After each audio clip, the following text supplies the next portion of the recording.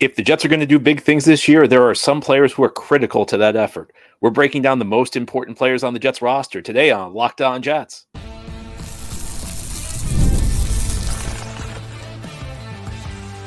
You are Locked On Jets, your daily New York Jets podcast. Part of the Locked On Podcast Network, your team every day. Welcome. This is the Locked On Jets podcast, part of the Locked On Podcast Network, your team every day. It's Tuesday, May 28th, 2024, and I'm your host, John B. from GanggreenNation.com. Thanking you so much for making the show your first listen or first watch every day. Subscribe to the show for free on YouTube or wherever you get your podcasts so you'll get new episodes as soon as they're posted.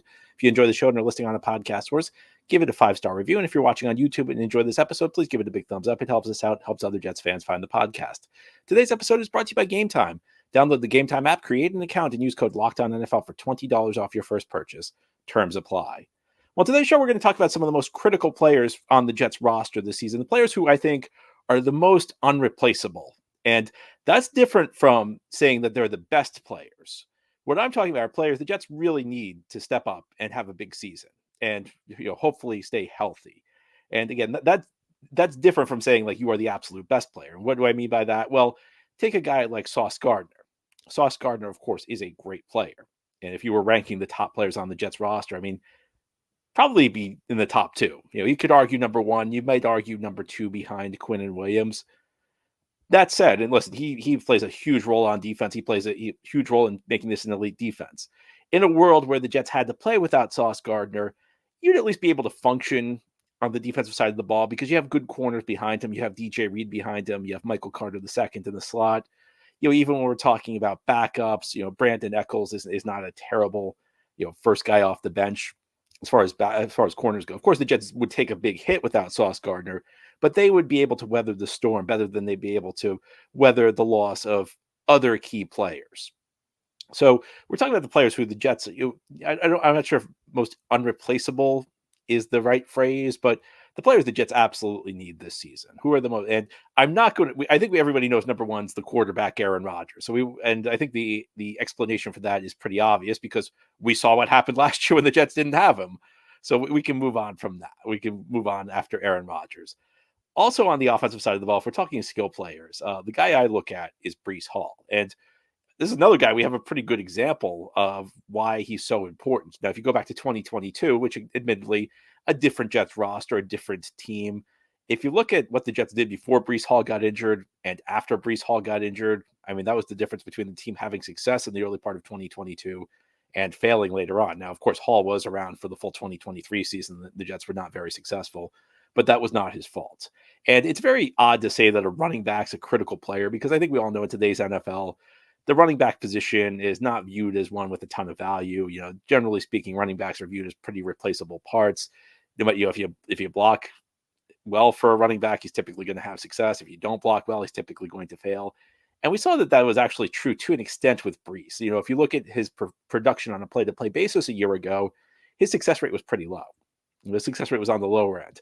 But, of course, Breece did add a lot to the table. I mean, he was a guy who almost ran for 1,000 yards behind an offensive line that was not very good. And he still, despite the poor run blocking overall, was able to break big plays a lot of running backs would not have been able to break.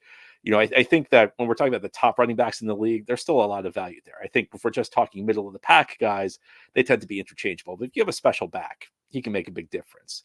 And I think Breece takes a role that nobody else can really match in this offense. There are players who probably have more value. If we talked about all 53 players on the Jets roster hitting the open market at one time, Breece Hall would probably not get that big of a contract relative to somebody like a Garrett Wilson who plays a more valuable position. But Breece, I think, plays a role in this offense that nobody else can match because I think Breece is the one guy who's really a home run threat on this offense. That's not to say he's the only one capable of making a 20-yard gain. But he's the only guy who really, I think, would put a fear into a defense of breaking off a 60, 70, 80-yard play. Garrett Wilson's very effective as a route runner. He's a guy who forces missed tackles. He's a guy who can, take a catch at the line of scrimmage and turn it into a 10, 15-yard gain. Mike Williams, through his career, has been a good deep threat, not necessarily a burner, but a guy who uses his size very effectively, wins the ball in the air down the field. So he can produce, 20, 25-yard gains. But Breece is the one guy who has that blazing speed. He's the one guy with the home run ability on offense. And I'm looking forward to seeing what Breece can do with good blocking this year, because we saw, like, even last year when he had bad blocking, he still had a home run threat. He still could be a home run threat. And this year, on paper at least, it looks like the Jets' offensive line is going to be much better. You'd hope. I say that with some trepidation because I feel like this time every year we're talking about how the Jets' offensive line's improved, and frequently it doesn't work out that way. But this year, I think we're all hoping to see better blocking. And the way my perspective on Breece's performance last year, as I mentioned, on a play-to-play basis, lots of unsuccessful plays, but still a lot of home runs. Now, my interpretation of this, from looking at some of the numbers, from watching the film, from just using my common sense, is that Breece's ability to hit home runs was about him, and his struggles on a play-to-play basis, I think, are more about the offensive line. They just couldn't block for anybody. And if you look at it, it's not like any other back came in and had more success than Breece. So that's, to me, that's kind of a giveaway. And just watch, the Jets could not move anybody at the point of attack last year. There were lots of plays where Breece had to make something out of nothing. And I understand that can be difficult to quantify, but if you look, all you have to do is watch some of those games last year, how poor the run blocking was. So if you can add Breece's inherent ability to hit the home run and marry it to an offensive line that can block and allow him to, grind out more consistent 4 or 5 yard runs, you can have a really, really special player. But above all else, again, I think he just adds an element that nobody else has.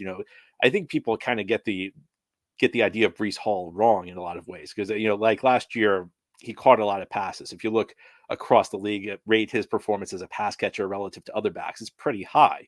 And this has people thinking like Breece Hall is an elite threat out of the backfield as a receiver. And I would draw a little distinction there. I think part of the reason Breece caught so many passes was just the Jets had nobody good at receiver and they had bad quarterbacks. So you had quarterbacks who, for those two reasons, were immediately looking to check down, which means that your running back's going to catch a lot of passes. When you're talking about guys who run routes out of the backfield, nobody's really running routes that are very sophisticated. I don't think that there are many backs who are great route runners. And I certainly don't think Breece Hall is a great route runner, unless you're talking about like a Christian McCaffrey or an Alvin Kamara or somebody like that. Most running backs run routes, about the same level. It's nothing special. What Breece does, though, that makes him special is what he does after the catch. Because if you talk about a screen or a check down, in some ways that's kind of like an extension of the run game, because guy has the ball in his hands and he can either make a play or he can't. So once Breece secures the catch, and I think for when we're talking about running backs who are used in the passing game, again, unless you're talking about a truly, truly elite receiving back, somebody who has sophisticated route running skills, and there are maybe a handful of them. You might be able to count the number of backs in the league who can do that on one hand. The question at the running back position is, can you make the catch? Can you catch the ball? And earlier in his career, Breece had, first year plus, there were some drop issues, but those I think have been maybe over discussed. The question is, can you catch the ball? Because once you catch the ball, it becomes similar to a run play. It's, can you read the blocks? Can you beat guys in the open fields? And Breece showed an ability to do that. It's not so much the number of receptions, it's the ability to make plays. And that's true whether you get the handoff or whether you make the catch. And I think that's going to be a big advantage for the Jets with Aaron Rodgers at quarterback. This is a quarterback who plays about as mistake-free as a quarterback can. And that means that the running backs typically under Rodgers get a lot of catches, because if he doesn't think it's open, he's not going to risk it. He's just going to check it down to the running back.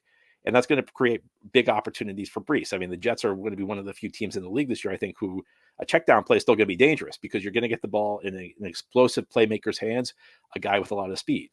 And, that's why Breece is so important. And I don't think there's anybody else on the roster who can fill that role. And that's why I rate him near the top. Now, another guy who's near the top is another one of the top players on the roster. And right now, I don't think the Jets defensive tackle position is all that great. And for that reason, I think Quinnen Williams has become kind of an irreplaceable player, maybe more so than he's been in years past. And we'll go into more detail on that as we continue here on this Tuesday edition of Locked On Jets. Today's episode of Locked On Jets is brought to you by Gametime. Gametime makes getting NBA Finals tickets even faster and easier. Prices on the Gametime app actually go down the closer you get to tip-off. And with killer last-minute deals, all-in prices, views from your seat, and the lowest price guarantee, Gametime takes the guesswork out of buying NBA tickets. And I know, if you're a Knicks fan, you're probably disappointed. Maybe you don't want to think about the NBA Finals. Well, you got the Rangers in the Eastern Conference Finals in the NHL. You've also got some baseball action this season. The Yankees and Mets are in swing. And, sooner than you think. Football season is going to be around, and you can go to Jets games. Gametime is the place to get in on the action. You can save up to 60% off buying last-minute tickets for sports, concerts, comedy, and theater, and more. And the Gametime app is super easy to use. I've used it myself. Pull out your phone or mobile device, a couple taps, open up the Gametime app, and you have amazing deals for great seats. And you can see the view from your seat before you buy, so no surprises when you show up at your venue. Take the guesswork out of buying tickets with Gametime. Download the Gametime app, create an account, and use code LOCKEDONNFL for $20 off your first purchase. Terms apply. Again, create an account and redeem code LOCKEDONNFL. It's one word with no space, LOCKEDONNFL for $20 off your first purchase. Download Gametime today. Last-minute tickets, lowest price, guaranteed. Thank you so much for making Locked On Jets your first listen or first watch every day. A big shout out to you everydayers. This is a daily podcast covering the New York Jets. And if you're a fan of Locked On Jets, tune into Locked On Sports today. You're probably tired of listening to Fox Sports or ESPN and you have to turn down all the volume with all the shouting. Well, Locked On Sports today is a free 24/7 sports streaming channel program for you every day to bring you the biggest stories without all the screaming. Locked On Sports today brings you can't miss analysis, opinions, and news, streaming 24/7 on YouTube or the free Amazon Fire TV channels app, part of the Locked On Podcast Network, your team every day.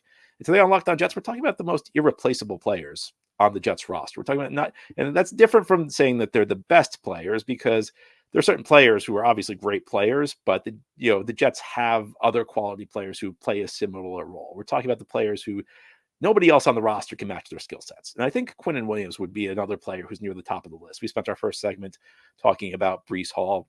Now, Quinnen Williams, you might say, wait a minute, the Jets have a lot of talent on their defensive line. How can you say that? You've got Jermaine Johnson, who was a Pro Bowler last year. You have Hassan Reddick, who's been one of the best pass rush artists of the last 4 years on this defensive line. But of course, they play the defensive end position. And I think the loss of John Franklin Myers, even though he was also a defensive end, adds to the importance of Quinnen Williams, because JFM was probably the best run-stopping defensive end the Jets had. And now he's gone, and that likely increases Will McDonald's snaps, but I don't think Will McDonald's going to be able to stop the run as well as JFM did. Hassan Reddick's been a pretty good run defender through his career, but he's 50 pounds lighter. You can't expect him to play at the same level as JFM did. So Quinnen Williams is now, who was already a critical player, has now become even more critical, because I think he's going to be far and away the best run defender on this defensive line. If you look at beyond that, the Jets do not have great defensive tackles right now. And I know that they're hoping for big things from Javon Kinlaw, and they've made a couple other signings this year. But if anything happens to Quinnen Williams, this becomes a very weak defensive tackle group. And beyond that, again, that would be a huge hit to the run defense. Jets would be very vulnerable against the run if not for Quinnen Williams. But I'll take it a step further. A lot of people were very, very happy with the performance Quinton Jefferson gave the team last year. An older guy, kind of a journeyman. He's bounced around the league. He's played a lot of different teams. He steps in and chips in a pretty solid season when we're talking about his pass rushing stats. Well, I think a lot of that is due to Quinnen Williams. I think Sheldon Rankins 2 years ago, when he got paid, when he got paid by Houston after a pretty solid season next to Quinnen Williams, during Quinnen Williams' breakout season, I think Quinnen Williams had a lot to do with that. Now, I think one of the things we always talk about when we mention defensive tackles who don't necessarily have a huge statistical season, the natural tendency is to just say they got double teamed a lot, and that's why they didn't produce as much. That's why they didn't produce that much. And there was a pretty big statistical drop off, at least if we're talking about sacks, from 2022 to 2023. In this case, though, I think saying that Quinnen Williams was double teamed more was probably accurate. ESPN actually keeps stats on this. They have a statistic pass rush win rate, and they also keep track of how many double teams a player gets. Quinnen Williams was double teamed 70% of the time last year, according to ESPN, which was higher. Even the top defensive tackles in the league were in the 60% range. Quinnen Williams was double teamed an inordinate amount of the time last year, and part of that was probably due to the lack of big names beside him at the defensive tackle position, because the Jets did let Rankins go. But I think as the Jets built their roster, this was kind of part of their plan. I think on a play-to-play basis, Quinnen Williams was still very effective. I think if you watch the film, you would be very impressed by the way he handles his assignment, because those constant double teams, if you don't have a guy who's capable of taking them on, that could be a huge hole in your defense. I mean, if a guy gets eaten up by double teams and gets pushed around, it becomes very, very difficult for your defense to overcome that. It becomes very difficult to function. I mean, on run plays, it opens up a big hole. That's where you see a lot of big run plays come from. If you're talking about the inability to hold up against the pass, it just makes life much more difficult if you have a guy who can't handle double teams. And Quinnen Williams handled those double teams very well. So Quinnen Williams went from a guy in 2022 who was producing nonstop to a guy in 2023 who was still doing his job very effectively. It's just because he was double teamed so much, he had to do more of the dirty work. But it opened things up for guys like Quinton Jefferson to have a bigger season. And I don't think you can undersell the importance of Quinnen Williams when you're talking about the linebackers the Jets have. CJ Mosley's not the same guy he was in Baltimore. He's not as big. Quincy Williams is not a big linebacker. So the Jets defensive line needs to protect these guys because, Mosley back in Baltimore, he was very adept at shedding blocks. He was big, he was strong. He could, if you got a blocker on him, he could push the guy aside. Because the Jets want him to play faster, he's dropped weight. And when you drop weight, it becomes more difficult to shed blocks. And that's one of the things I think the Jets defensive line has been underrated at the last couple of years. I mean, it's easy to look at the pressure stats and the sack stats, and it's fair to do so because those are critical elements of defensive line play. But I think what's most impressive is that they've done that while keeping their linebackers clean. They don't just outside of maybe like guys like in the Bryce Huff role, outside of guys in that role, there's maybe like one guy, Carl Lawson played it before Huff's breakout. Jets defense is kind of designed in a way where one guy fires up the field, but the other guys on the defensive line kind of have to secure their gaps. They can't just fire up the field because otherwise, if they go too far up the field, they're leaving their linebackers vulnerable because they're shooting straight past blockers, and those blockers can get to the second level and take on the linebackers if the defensive linemen aren't careful. So the Jets defensive line plays very disciplined football. And in addition to playing disciplined football, they still get to the quarterback. And it's a very impressive, it's a very difficult thing to do. But the Jets defensive line has done it capably. And probably nobody's done it better than Quinnen Williams over the last couple of seasons. And that's the reason he's received so many accolades. And, the Jets gave him a big contract a year ago. And if he continues to play at that level, that's going to be a very fair contract. Even though he's making a lot of money, he's earned a lot of money because he's just a critical part in making this defense go. And, I don't know what the Jets defense would do without Quinnen Williams. It's not that, it's not that I want to lose. It's not that I would ever want to lose Sauce Gardner because look, the Jets defense would take a hit if they didn't have Sauce Gardner. And I want to be clear about that. I'm not suggesting by any means that the Jets defense can afford to lose Sauce Gardner, but the Jets at least have like other quality defensive players in the backfield if anything happened to Sauce. Whereas if the Jets lost Quinnen Williams at the defensive tackle position, I don't know exactly what they do. I think they'd be in a lot of trouble on the defensive line. They could, they have a lot of depth. We always talk about their depth at the defensive line, but it's not really accurate when we say that. So maybe I should change the way I discuss this because the depth is not so much defensive line depth. It's defensive end depth. And the Jets on paper, again, have what looks like a pretty good unit of the defensive end position. A defensive tackle, they are leaning on Quinnen Williams to do a lot. They're leaning on him to dominate even though he faces double teams. They're leaning on him to draw those double teams to make life easier on guys like last year Jefferson, 2 years ago Rankins, this year Kinlaw. Give them favorable matchups. Give them a lot of one-on-ones where they can go do their work. And it's all because of Quinnen Williams. There's a reason the Jets are paying Quinnen Williams so much is that they put a lot on his plate and he has succeeded. And there really aren't many players who can do what Quinnen Williams is capable of doing in this league. Now, head on the Locked On Jets podcast, we'll stay in the trenches, but we'll look to the other side of the line because there's a player who's been pretty important for the Jets the early seasons the last couple of years, and they've lost in both years, and the offensive line's taken a big hit. And I think you know who that is. It's a guy who's entering year 4 out of USC. We're going to talk about why Alijah Vera-Tucker is a critical player for this team as we continue here on this Tuesday edition of Locked On Jets. Today's episode of Locked On Jets is brought to you by FanDuel. It's winner take all time in the NBA and NHL, and FanDuel is giving you a shot to bring home a big win of your own because right now new customers get $150 in bonus bets with any winning $5 bet. That's $150 to bet on spreads, money lines, player props, and more. Of course, unfortunately, the Knicks are gone for you Knicks fans, but the Rangers are still very much alive. A couple of exciting wins has given them a lead in the Eastern Conference Finals against the Florida Panthers. Rangers are winning. And you can win again at FanDuel because, again, new customers get $150 in bonus bets with any winning $5 bet. But it's not just basketball and hockey. Baseball season's in full swing. We got the Yankees and Mets playing. FanDuel is the place to get in on the action. Visit FanDuel.com/lockedon and make every shot count. Again, it's FanDuel.com/lockedon. FanDuel, America's number one sportsbook. This is the Locked On Jets podcast. On this Tuesday, we're talking about the most important players on the Jets roster, the players the Jets would have the most difficult time replacing. And we've talked about, obviously, Aaron Rodgers is number 1 on the list. I think that one goes without saying. We've talked about a player on offense, Breece Hall, who brings an element I don't think the Jets can get anywhere else. We talk about a player in Quinnen Williams who the Jets just put so much on his plate, where he plays so many different roles on the defensive line, even though he's listed as a defensive tackle, but he affects the game in so many different ways at the defensive tackle position. Let's talk about a player whose effect is kind of obvious if you watch the trajectory of the last two Jets seasons, and that's Alijah Vera-Tucker, a guy who's shown a lot of versatility on the offensive line. He's played 3 years in the NFL. He's played 4 of the 5 positions. The only position he hasn't played on the offensive line for the Jets the last 3 years is center. Started his career in 2021 at left guard. The Jets moved him over to right guard after they signed Laken Tomlinson in 2022, but because of early season injuries, he had to play left tackle, then right tackle. And then last year they tried to move him back to right guard, and then injuries again forced him to kick out to right tackle. And unfortunately for this team, they've lost him to season-ending injuries in early season contests at Denver both years. So, Jets just should maybe sit AVT out when they play the Denver Broncos this year. Maybe those games against the Broncos are a bad omen for him.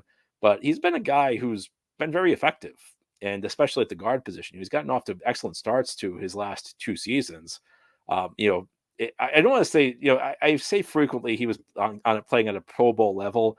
And I want to be hesitant about that because I think on some level, to some degree, to play at a Pro Bowl level, you have to play for the full season. But I think he was playing very well. And then when he moved to tackle, he held up. It's tough for him. I think that, he started to show a few cracks to his game at those points. It's not like he was spectacular at tackle, but for a guy who was moved there on an emergency basis, who did not have a lot of preparation time, who, moved there because his team was desperate, I think he actually held up pretty well. I think once you put into context what he did, he looked pretty solid. Now, the Jets this year have said, we're not moving him. We're sticking him at one spot. The Jets have even gone as far as to suggest that part of the reason they think he got injured is that they were messing around too much with moving him around. And the technique changes when you move from guard to tackle, and maybe like messing around with the tech, constantly forcing him to change the techniques that he uses, maybe contributed to him getting hurt. It's difficult to say whether or not that's true. I mean, maybe the Jets do have some information internally that suggests that.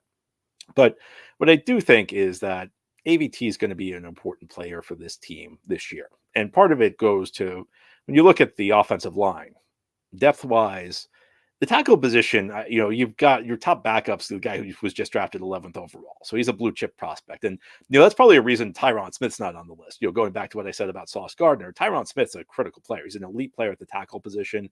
If the Jets had not drafted Olu Fashanu or another tackle in the first round, Tyron Smith easily could have been at the top of this list. But because the Jets drafted Fashanu, you now know that, if anything happens at the tackle position, at the very least, you're going with a guy. It's difficult to project what rookies are going to do, but at the very least, you're going with a guy who you just drafted really high, a guy who has plenty of potential. Jets, what did the Jets really have on the interior line at the backup spots? You've got Schweitzer. That's super impressive. But beyond that, AVT's just when he's on the field, he's reliable. Now, unfortunately, he hasn't been on the field that much the last 2 years, and that's not his fault. So, it's never a player's fault. He suffered some injuries that really were freak injuries. Both injuries he suffered were things that were just bad luck, and that's one of the reasons. Like I'm actually kind of optimistic about him.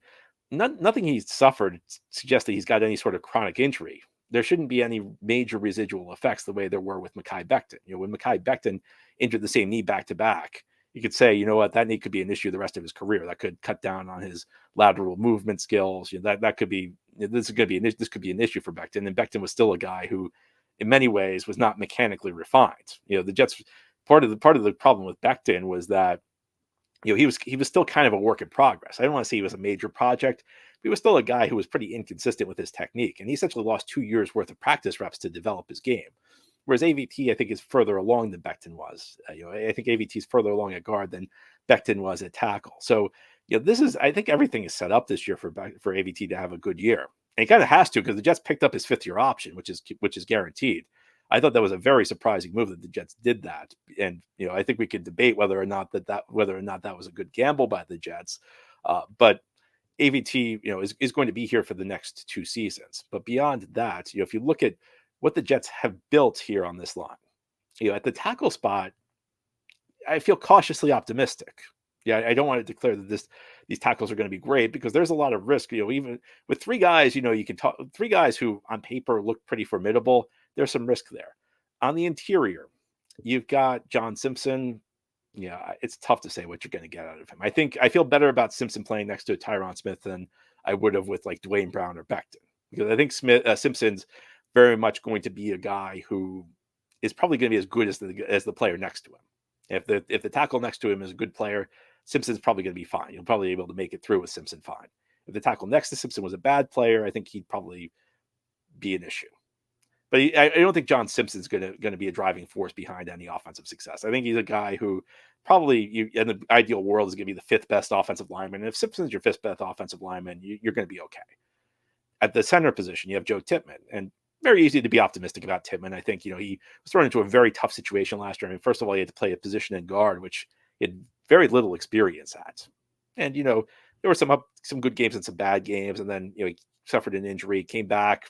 There were some good games and some bad games, but the fact there were some good games on that offensive line where he had nothing around him, that's an optimistic sign. But the question is, how good is Tippmann going to be? Is he going to be just a passable starter? Is he going to be a good player? Is he going to be a difference maker? We don't really know. AVT is a guy we've seen the last couple of years flash and look really good at times. And if AVT can play up to that level, if AVT can consistently play at his best and stay on the field, it's the type of thing that can take an offensive line that could be okay and make it really good. And it could give the Jets a chance to, we talked earlier about Breece Hall getting good run blocking. AVT next to Morgan Moses, that's on paper is the right side of the line that's really going to be able to open holes for Breece Hall and help the Jets get more consistency out of the run game. They still had the home runs out of the run game last year because Breece is just such a talented back that he can rip off big runs. But I think like that, having AVT there next to Morgan Moses, that's the type of thing that will allow the Jets to run the ball with more consistency. And with Aaron Rodgers at 40, you don't want to put as much on Aaron. Aaron Rodgers is still going to have to carry a lot for this team, but you want to be able to reduce his load a little bit. You don't want to have to force him to carry the same load he was carrying at Green Bay when he was 32, 33. At 40, you're hoping he's almost as good as he used to be. I don't think you can expect him to be able to do quite as much. And I think the effective run game can kind of help fill in that gap. If you're hoping for Aaron Rodgers to be 85 to 90% as good as he used to be, that 10 to 15%, maybe that can be filled by the Jets just running the ball really effectively with behind Breece Hall with an elite back. And perhaps that's the type of thing that requires good run blocking. And that's where AVT comes in my view. Anyway, that's all for today's episode. This has been the Locked On Jets podcast, part of the Locked On Podcast Network. Your team every day is our motto. As always, if you enjoy the show, hit the subscribe button where you're watching or listening so that you'll never miss an episode. If you enjoy the show and listening on the podcast source, give it a 5-star review. And if you're watching on YouTube and enjoy the show, give this episode a big thumbs up. Helps us out, helps other Jets fans find the podcast. Enjoy your Tuesday, everybody, and send in your mailbag questions. Tomorrow we'll have our weekly mailbag show. Talk to you then.